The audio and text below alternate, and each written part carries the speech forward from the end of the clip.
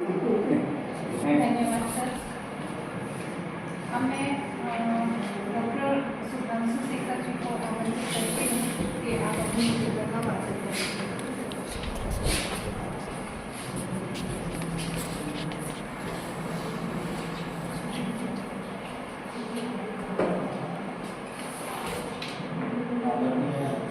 संचालक मैडम को बहुत बहुत धन्यवाद देता हूँ।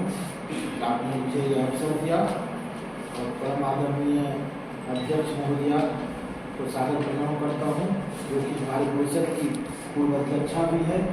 और मेरा ये सौभाग्य रहा है कि मैंने पहली बार इस दर्शन परिषद में इन्हीं के महाविद्यालय में भाग भी लिया था और बहुत अच्छा लगा था। बहुत ही शानदार कार्यक्रम मैडम मोहम्मद करवाई थी और बहुत ही प्रेम से हम लोगों को सभी पार्षदों को उसमें आतिथ्य दिया था इन्होंने और इनके आशीर्वाद से उस समय मैं स्टूडेंट था और आज जब दूसरी बार इनसे मिल रहा हूँ तो आज असिस्टेंट प्रोफेसर भी हूँ। मैं इनके प्रति आभार भी व्यक्त करता हूँ और मेरा सौभाग्य है मुझे आपके अध्यक्षता में यह पत्र पढ़ने का अवसर मिला। तो यह खुशी की बात है। मेरा जो शोध पत्र है वह भारतीय राष्ट्रवाद गांधीय दृष्टि इस विषय पर है और पत्र बड़ा है, इसलिए मैं उसे पढ़ना नहीं चाहूँगा। मैंने अब तक गांधी को पढ़ते हुए जो कुछ समझा है मैं उन बातों को आपके सामने चंद मिनटों में रखना चाहूँगा। आप सभी जानते हैं कि भारत लंबे समय तक गुलाम रहा है और ख़ास करके अंग्रेज़ों की जो गुलामी थी वो सिर्फ राजनीतिक एवं आर्थिक गुलामी नहीं थी, बल्कि अंग्रेज़ों ने भारत के सांस्कृतिक, भारत के धार्मिक, भारत के नैतिक और इसकी शैक्षणिक व्यवस्था को भी ध्वस्त करने का पुरजोर प्रयास किया। और इसी क्रम में साम्राज्यवादी व्याख्याकारों ने यह प्रचारित किया कि भारत जो है वो असभ्यों का देश है, जटाजुट सन्यासियों का देश है, लुटेरों का देश है, सपेरों का देश है और यहाँ के लोग जो हैं वो अलग अलग समूहों में रहते हैं, उनमें एकता नहीं है, विविधता है, वो आपस में झगड़ते रहते हैं। इस तरह उनमें राष्ट्रीयता का अभाव है। इन तमाम चीज़ों का उन्होंने जोर शोर से प्रचार किया और साथ ही साथ उन्होंने यह भी प्रचार किया कि अभी जो हमने भारत को एक प्रशासनिक भूखंड के रूप में बनाया है ये हम ही ने बनाया है। अगर थोड़ा बहुत राष्ट्रवाद उसमें जगह भी है तो इंग्लैंड में कुछ लोगों के पढ़ लेने के कारण या अंग्रेजी ज्ञान कुछ लोगों के प्राप्त कर लेने के कारण या हमारे द्वारा रेलवे संचार के साधन इन तमाम चीज़ों को हमने जो दे दिया भारत में, उसी से थोड़ी बहुत राष्ट्रीयता इसमें पनपी है। ये एक साम्राज्यवादी मान्यता हमारे औपनिवेशिक काल में पूरे देश में प्रचलित रही और दुख की बात यह रही कि इस मान्यता को हमारे कई भारतीय बुद्धिजीवियों ने भी स्वीकार कर लिया। तो निश्चित रूप से वह बहुत ही एक पीड़ादायक समय था और उस पीड़ादायक समय में महात्मा गांधी और कई अन्य विचारक ऐसे लोग हुए जिन्होंने इस साम्राज्यवादी व्याख्या को खारिज किया और उन्होंने यह दिखाने का प्रयास किया कि भारत सदियों से एक राष्ट्र रहा है और अंग्रेजों के आने के बहुत पहले जब अंग्रेजों के यहाँ जब सभ्यता का विकास भी नहीं हुआ था तब हमारी सभ्यता, हमारी संस्कृति काफ़ी विकसित थी। हमारी ज्ञान प्रणाली, हमारी वैज्ञानिकता, हमारा दर्शन, हमारा अध्यात्म और ज्ञान इतना ही नहीं, हमारी आर्थिक व्यवस्था भी काफ़ी सुदृढ़ थी। हमारा जो पतन हुआ हमारी जो वो इन लोगों के औपनिवेशिक नीतियों के कारण हुआ। यह गांधी ने अपने विभिन्न अध्ययनों के माध्यम से, विभिन्न लेखों के माध्यम से और विशेष रूप से अपनी परिचित पुस्तक, सुप्रसिद्ध पुस्तिका हिंद स्वराज के माध्यम से इन चीज़ों को दिखाने का प्रयास किया। और इसके लिए उन्होंने कई उदाहरण दिए कि किस तरह से हम पहले से राष्ट्र थे। उन्होंने यह भी बताया कि हमारे जो पूर्वज थे वो हमारे दूर दूर तक पूरे देश की यात्राएं करते थे, पैदल यात्राएं करते थे और वो यात्राएं जो थी सिर्फ धर्म कर्म के लिए नहीं थी बल्कि एक भारत के सांस्कृतिक स्वरूप के लिए, भारत की एक राष्ट्रीय एकता के लिए। और साथ ही साथ उन्होंने रेल और इन चीज़ों की आलोचना भी की ताकि ये जो अंग्रेज इसको हमारे यहाँ ला रहे हैं वो हमारे आर्थिक उत्थान के लिए नहीं ला रहे हैं बल्कि अपने साम्राज्य के विस्तार के लिए ला रहे हैं। उनका माल किस तरह से हमारे दूर दूर के क्षेत्रों से कच्चा माल उनके इंग्लैंड जाए, हमारे बंदरगाह तक पहुँचे और वो इंग्लैंड ले जाए, इसके लिए वो हमारे बीच ला रहे हैं। तो सबसे पहले तो गांधी ने यह बताया कि हम बहुत पहले से राष्ट्र रहे हैं। अंग्रेज जब यहाँ नहीं आए थे तब से हम यहाँ राष्ट्र थे। दूसरी बात उन्होंने यह भी दिखाया कि जरूरी नहीं है कि किसी एक राष्ट्र में एक ही धर्म के लोग रहें या एक ही नस्ल के लोग रहें या एक ही भाषा के लोग रहें। उन्होंने यह बताया कि ये राष्ट्रीयता जो है एक भावना है, एक जो कि आपस में उनको जोड़ती है। इसके लिए धर्म का एक होना या भाषा का एक होना यह जरूरी नहीं है। तो उन्होंने धार्मिक भिन्नता ये सभी को स्वीकार करते हुए उसमें एक एकत्व की जो हमारी परंपरा रही है उसको उन्होंने हाईलाइट किया और हमारी सामाजिकता को, हमारी अविच्छिन्नता को उन्होंने दिखाया कि लंबे समय तक यह बात सही है कि भारत में विभिन्न देशों से लोग आए या अंग्रेज भी आए, लेकिन जो भी लोग अंग्रेज को छोड़ करके उसके पहले जितने लोग आए वो मैक्सिमम लोग भारत की सभ्यता संस्कृति में घुल मिल गए और यहीं के होकर के रह गए और उन्होंने भारत की मिट्टी को, यहाँ की राष्ट्रीयता को बहुत हद तक उन्होंने स्वीकार कर लिया और वे सभी भारतीय बन गए। इस बात को भी गांधी ने रेखांकित किया। दूसरी बात, जब गांधी जिस समय ये सारा कार्य कर रहे थे भारत में एक उग्र राष्ट्रवाद का भी उदय हो रहा था। हमारे बहुत सारे वीर जो स्वतंत्रता सेनानी थे तो निश्चित रूप से वो चाह रहे थे कि हम अंग्रेजों को हिंसा के माध्यम से भी भगा करके भारतीय राष्ट्रवाद का उदय करेंगे, भारत की स्वतंत्रता का परचम फहराएंगे। गांधी इन सबों की जो स्पिरिट है, इनकी जो भावनाएं हैं उसका सम्मान करते हैं और उनके राष्ट्रीयता का भी बहुत ही आदर करते हैं। लेकिन वे कहते हैं कि वो उनका जो तरीका है, उनका जो साधन है वो हमारे लिए अव्यवहारिक है और उसके माध्यम से हम भारत का स्वराज नहीं ला सकते। और अगर लाने में कामयाब भी हो गए तो वो भारत जो होगा वो अपने मूल स्वरूप से कहीं न कहीं भटक जाएगा, क्योंकि हमारी जो भारतीय संस्कृति है गांधी के अनुसार उसका जो मूल स्वरूप रहा है वो अहिंसा एवं प्रेम का, सत्याग्रह का स्वरूप रहा है।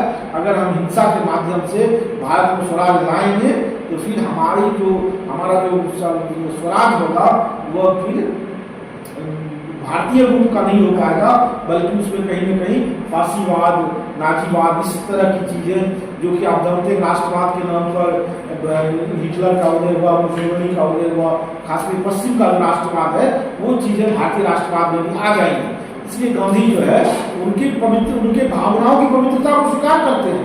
ये बात मानते हैं कि उनका राष्ट्रवाद उदात्त है, लेकिन कहते हैं उनका जो रास्ता है इससे भारत का लॉन्ग टर्म में नुकसान होगा, इसलिए वो उसकी आलोचना भी करते हैं। तो ये उसमें मैंने दिखाने का प्रयास किया है। दूसरी बात, आगे मैंने यह भी दिखाने का प्रयास किया है कि गांधी का ये जो पूरा राष्ट्रवादी विमर्श है वो उनके सभ्यता एवं संस्कृति दर्शन से जुड़ा हुआ है। खास करके जो उन्होंने हिंद स्वराज में पश्चिमी सभ्यता की आलोचना की है और भारतीय सभ्यता के उदात्त मूल्यों को स्वीकार किया है। और इस क्रम में आप सभी जानते हैं कि उन्होंने पश्चिमी सभ्यता को सैद्धांतिक सभ्यता का कहा कि वो अनैतिकता को बढ़ावा देती है, भौतिकता को बढ़ावा देती है और वो सबसे बड़ी बात यह है वो खुद दूसरों का तो नाश करने वाली है ही, खुद भी नाशवान है। इसलिए भारतीयों को चाहिए वो उसके मोह में नहीं फंसे और अपनी भारतीय सभ्यता संस्कृति से उसी तरह से लिपटा रहे, उनका कोलेशन है जिस तरह से बच्चा अपनी माँ से लिपटा हुआ रहता है। तो इस तरह से वो भारतीय सभ्यता संस्कृति के मूल्यों को बढ़ाते हैं। लेकिन यहाँ यह भी स्पष्ट कर देना जरूरी है, भारतीय सभ्यता संस्कृति में जो कालांतर में कई सारे दुर्गुण आ गए, उन दुर्गुणों का गांधी कहीं से भी समर्थन नहीं करते हैं, बल्कि वो साफ साफ कहते हैं कि हम जो विकृतियाँ आ गई है हमको उसका निवारण करना चाहिए, उसका परिष्कार करना चाहिए।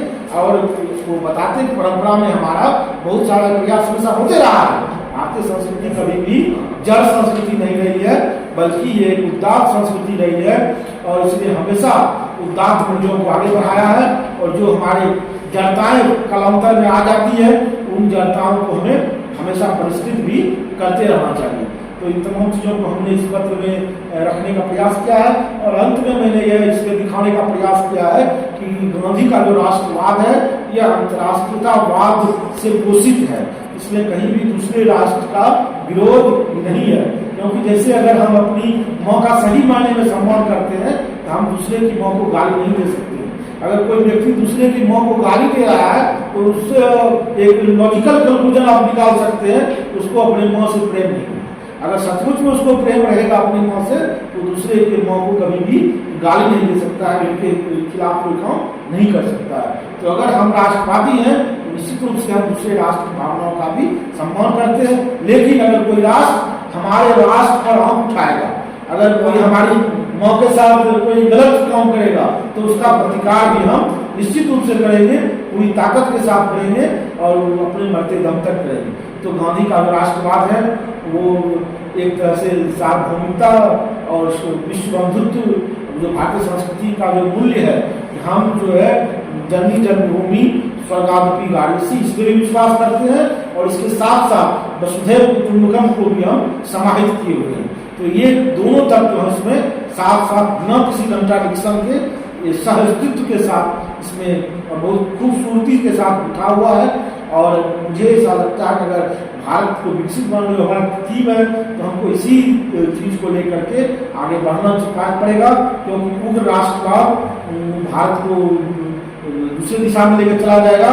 और जो विदेशीकरण के जो पुजारी हैं, जो कि यह मानते हैं कि भारत में कुछ बेहतर था ही नहीं, पूरा भारत बिल्कुल बेकार ही था, वो लोग भी भारत को कहीं न कहीं नुकसान पहुंचाएंगे। और जो यह मानते हैं भारत में ही सब कुछ बेहतर था और कहीं से हमको कुछ लेने की जरूरत ही नहीं है, वो भी भारत का नुकसान पहुंचाते हैं। गांधी का जो रास्ता है वो बहुत ही हमारे लिए निरापद रास्ता है, बहुत ही बेहतर रास्ता है कि हम दुनिया के सभी देशों से जो उदार चीजें हैं हम लेंगे, हम अपनी घरों की खिड़कियां को खुली रखेंगे, लेकिन ऐसा नहीं हो जाए कि झोंका आए और हम ही गिर पड़े। तो ये बीच का जो रास्ता है गांधी का, इस रास्ते के साथ हमें भारतीय राष्ट्रवाद को आगे बढ़ाना चाहिए और विकसित भारत के सपनों को साकार करना चाहिए।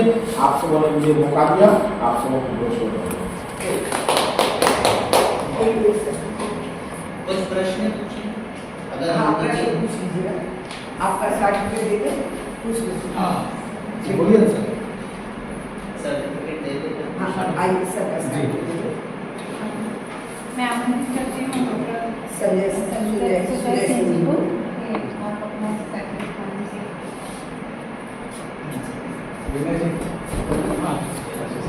रिकॉर्ड भी हो रहा है।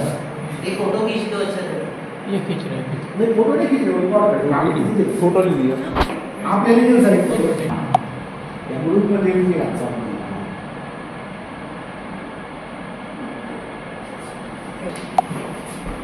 मैं बस प्रश्न ये पूछना चाहूँगा कि जब भारत का विभाजन हुआ, गांधी जी उस समय भी उपस्थित थे, और अगर एक राष्ट्र की भावना वहाँ पर रहती उनके मन में, तो पाकिस्तान का निर्माण की आवश्यकता क्यों है?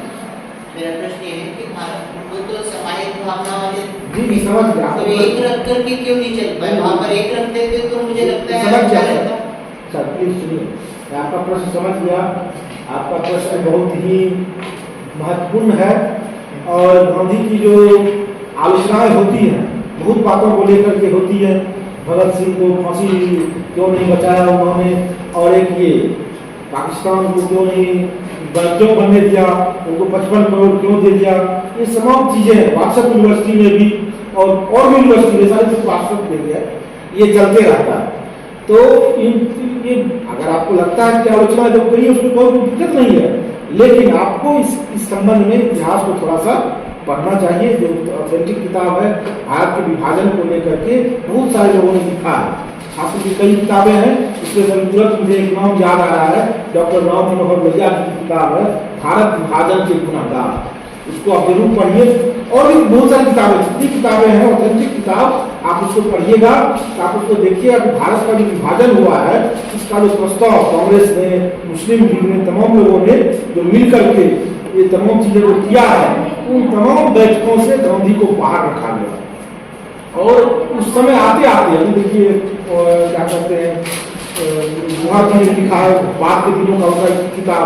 अब देखिए बाद के दिनों में जो गांधी की स्थिति हो गई थी, वो घर का जैसा बूढ़ा हो जाता है 70-80 साल का, नौकरी में रहता है, बहुत पावरफुल रहता है, रिटायर होने के बाद जब घर में आ जाता है बेचारे का पेंशन जो है बेटा उटा छीन लेता है, लेकिन उसको कोई वैल्यू नहीं देता है। तो बाद के दिनों में गांधी की स्थिति बहुत कुछ उसी तरह की हो गई 46-47 में। आपके पंडित जवाहरलाल नेहरू जी, आपके पटेल जी, जो सरदार पूरा आपके भारत के निर्माता है, ये तमाम लोगों ने उस विभाजन के प्रस्ताव को बहुत ग्रेटली स्वीकार किया। जिन्ना साहब तो चाह रहे थे और गांधी जी को भनक तक नहीं लग रही थी। आप पूरा पढ़िए उस इतिहास को सर। तो बता रहे कमजोर हो चुके थे, इतने ज्यादा खुद भी कमजोर हो चुके थे, एक तो रोक भी नहीं सकते, दूसरे की इन लोगों ने जो है उनको भनक तक नहीं लगने दी और तमाम चीजों को वो सारा चीज को कर दिया। तो बेचारे क्या करें? एक पुस्तक है, और अगर दूसरी बात हमने भी करे, अगर वो इसमें गुनाहगार है गांधी तो है बेचारे, अब चले गए अब उसको हम लोग कर क्या सकते हैं? तो हमको अब अपना भारत को अच्छा बनाना है, कैसे विकसित करना है, उस पर हम लोग ध्यान दें। गांधी की गलतियों को गिनने से न तो हमारा कुछ होने वाला है, न गांधी का हम लोग पूजा करेंगे तो गांधी बेचारे को कुछ मिलने वाला है। तो हम अपनी जिम्मेदारी को निभाएं। गांधी को जितना समझ में आया उसने अपनी जिम्मेदारी को निभाया, थोड़ी कोई सबसे समझदार हुई थी दुनिया में, उनको बेचारे को जो समझ थी उस समझ के हिसाब से उन्होंने, उनको जो उचित लगा उसको उन्होंने किया। अब हमारी आपकी जिम्मेदारी, देश तो आपका भी है, मेरा भी है, गांधी का देश है नहीं, अकेले गांधी के नहीं चले। गांधी का देश कभी है नहीं, है भी है ना, ये देश आपका भी तो है। जितने साल की उम्र में मैं बोल रहा हूँ, इतने साल की उम्र में गांधी कितने काम कर चुके थे, दक्षिण अफ्रीका से लेकर कहाँ से कहाँ। तो हमारी आपकी भी कुछ जिम्मेदारी बनती है। गांधी में अगर कुछ कमियां थी तो संशोधन कीजिए। आपको लगता है भारत पाकिस्तान को मिला होना चाहिए, उसके लिए प्रयास कीजिए ना। आज से हम लोग कहाँ कुछ किए हैं, तो हम लोगों को जो है अपने तरफ से वो प्रयास करना चाहिए और गांधी की आलोचना पूरे अच्छे से होनी चाहिए, कोई दिक्कत नहीं है, तथ्यों के साथ हो, और गांधी का समर्थन भी करना है वो भी तथ्यों के साथ। ये मैं समझता देखिए बोलना अनुव्रत जो है ना वो जैन दर्शन का है जी। ऐसे अनुव्रत जो होता है वो सब लोगों के लिए नहीं होता है। अनुव्रत का कॉन्सेप्ट ये है, वो जो है वो कुछ खास साधक है। महाव्रत जो होता है वो सबके लिए होता है। तो अनुव्रत जो होगा, दूसरी बात क्या, गांधी जो है वो कभी भी दूसरे को कोई चीज थोपते नहीं, वो जो भी एक्सपेरिमेंट करते हैं वो अपने लिए करते हैं, और दूसरे को अगर उसको सक्षम हो तो करे, नहीं सक्षम हो तो नहीं करे। यहाँ तक कि जिस किताब का मैंने बार बार जिक्र किया हिंद स्वराज का, वो कहते हैं कि ये इसके लिए भारत तैयार नहीं है। आप सभी जानते हैं कि उनके गुरु गोखले ने खुद उसकी आलोचना की, बोले कि ये पूरा कचरा है। उनके शिष्य जवाहरलाल नेहरू ने कहा कि ये तो एकदम बेकार है। तो गांधी खुद बोलते हैं कि इसके लिए भारत तैयार नहीं है अभी। मैं इसमें जो लिख रहा हूँ कहते हैं मेरी सिर्फ व्यक्तिगत साधना चल रही है कि मैं इसको करूँ। लेकिन आप जानते हैं बाद में गांधी ने स्वीकार कर लिया। अब गांधी जो संसदीय प्रणाली का आलोचना करते हैं, लेकिन जैसा सरकार है कि वो स्वीकार कर लिए। उन्होंने कहा कि भारत का विभाजन मेरे लाश पर होगा, लेकिन अब सब लोग मिलकर विभाजन कर दिए, बेचारे स्वीकार कर लिए। तो गांधी का जो दर्शन है वो कोई रिजिड थे ही नहीं, इतने ज्यादा अहिंसक थे, इतने ज्यादा अनेकांतवादी थे, समझौतावादी थे, वो रिजिड हो ही नहीं सकते थे। रिजिड सिर्फ एक ही चीज पर थे कि सत्य का हमको पालन करना है और लोगों का ज्यादा से ज्यादा कल्याण करना है, और किसी चीज के लिए वो रिजिड नहीं। Thank you sir